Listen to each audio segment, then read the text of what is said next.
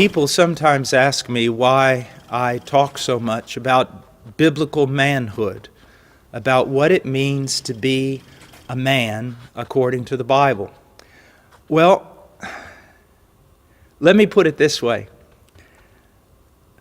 I don't know if it'll translate into another language, but I'll put it this way. My wife says that if a man-eating lion escaped from the zoo, it would probably starve to death because there's not enough men in this world to eat.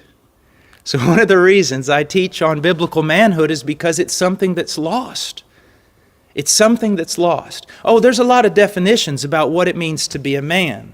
Sports has a definition about what it means to be a man. Hollywood has a definition about what it means to a man. Feminists have a definition about what it means to be a man. But we're Christians, so we need to ask ourselves, what does God say about being a man? Of course, when we look at the Scriptures, as Christians, we know that the perfect example of manhood is not some boxer in a ring, and it's not some football player. It's not a movie star.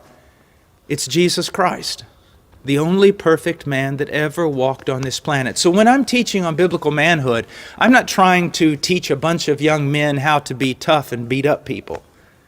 I'm also not trying to teach them to be feminine. I'm trying to teach them to be like Christ. You see, God created this world. God also set the order for this world. He created a man, He created a woman. We also see throughout Scripture that He gave different roles to men and different roles to women.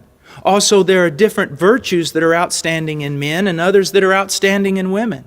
Also, He tells us how we are to interact as men with men and men with women, as older men with younger men and younger girls, fathers with children, husbands with wives. He's told us in the Scriptures how we ought to be and how we ought to act, and that has been lost. Most of the young men growing up in our churches are not influenced by the Scriptures with regard to manhood, but they are influenced by the secular world. And most young men really do not have a role model as a father. Even if their father is a good man, oftentimes he is so busy doing other things.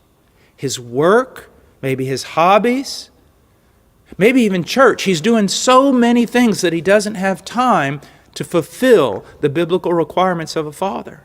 And so I teach on biblical manhood simply because so few people are doing it. And it is an important theme in the Bible. I have 2 sons. So from the time that they were young, they're now 9 and 11, but from the time that they were just little children, I began to teach them about what it means to be a noble, virtuous, godly man. I'm also, even though I quite often fail, I'm trying to model that for them. And not only for my sons, but also for my daughter. Because one day my daughter is probably going to marry.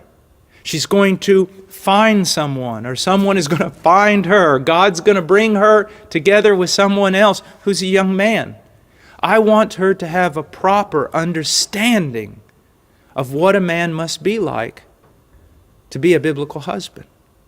So I consider this very, very important, extremely important, especially in light of everything that we're seeing today in our world. Do you realize that our entire world is shifting? Ideas are shifting, culture is shifting, and many of these shifts are not in agreement with the Scriptures, but actually oppose the Scriptures and are aggressive against the Scriptures. If we're going to be biblical, we can't expect the world to teach us how to think and how to act. We must go to the Scriptures.